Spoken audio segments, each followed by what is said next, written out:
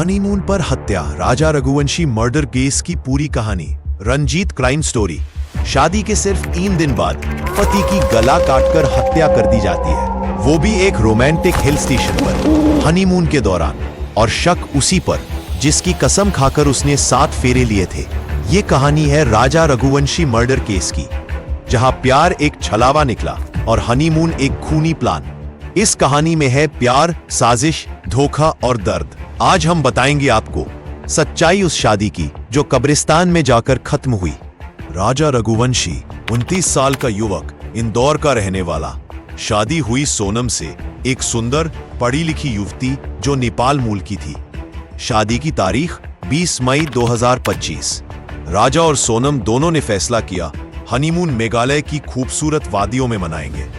21 मई को दोनों पहुंचे मेघालय और 23 मई को सोनम ने एक कॉल किया और फिर राजा लापता हो गया तो फोन स्विच ऑफ मिला। किराए की स्कूटी जंगल के पास खड़ी मिली, लेकिन राजा का कोई पता नहीं था। करीब 10 दिन की तलाश के बाद 2 जून को राजा की लाश वेट डोंग झरने के नीचे खाई में मिली। शरीर सड़ चुका था और सिर पर गहरे घाव थे, जैसे किसी धारदार हथियार से हमला किया गया हो। अब यह साफ हो गया, ये एक्सीडेंट नहीं, मर्डर है। शुरुआत में सोनम ने कहा राजा फिसलकर गिर गया, मैं डर गई थी इसलिए भाग गई। लेकिन पुलिस को शक था, क्योंकि सोनम राजा के गायब होने के बाद गायब हो गई। फोन भी बंद, लोकेशन भी बदलती रही। फोन रिकॉर्ड्स में सामने आया, हत्या से पहले 1 हफ्ते में सोनम ने राज कुशवाहा नामक शख्स को 30 बार कॉल किया। पुलिस को झरने के पास से एक खून से सना रेनकोट और हत्या में इस्तेमाल हुआ दाव, स्थानीय कुल्हाड़ी नुमा हथियार मिला। सोनम का मंगलसूत्र भी वही झाड़ियों में मिला जो उसने हत्या के बाद आरोपी को दिया था। यानी सबूत खुद चीख चीख कर कह रहे थे हत्या एक प्लान थी और प्लान सोनम का था। राजा की हत्या महज गुस्से या गलती में नहीं हुई, बल्कि यह एक पूरी प्लानिंग के तहत मर्डर था।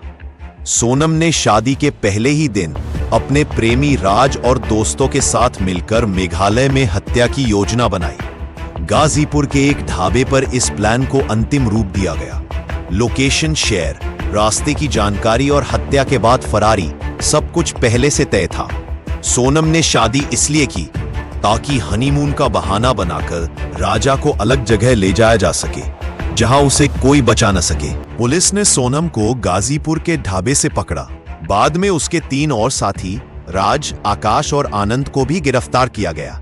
राजा के परिवार ने कहा हमने सिर्फ बहू को घर बुलाया था, कातिल को नहीं।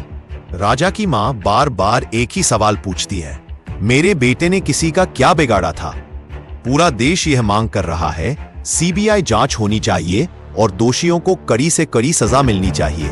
राजा रघुवंशी मर्डर केस, ये सिर्फ एक मर्डर नहीं बल्कि विश्व की हत्या है। ये केस हमें सिखाता है कि प्यार की आड़ में सबसे बड़ा धोखा भी छिपा हो सकता है। आज राजा हमारे बीच नहीं है, लेकिन उसका सवाल हम सबके लिए है, क्या सच्चा प्यार अब एक तरफा हो गया है? नीचे कमेंट करके जरूर बताइए, क्या सोनम और उसके साथियों को फांसी मिलनी चाहिए? क्या ऐसे मामलों की जांच सीबीआई से होनी चाहिए? अगर ये कहानी आपको झकझोर गई हो तो इस वीडियो को लाइक करें, शेयर करें और सब्सक्राइब करना ना भूलें। मिलते हैं अगली सच्ची क्राइम स्टोरी में। तब तक सतर्क रहिए, सुरक्षित रहिए।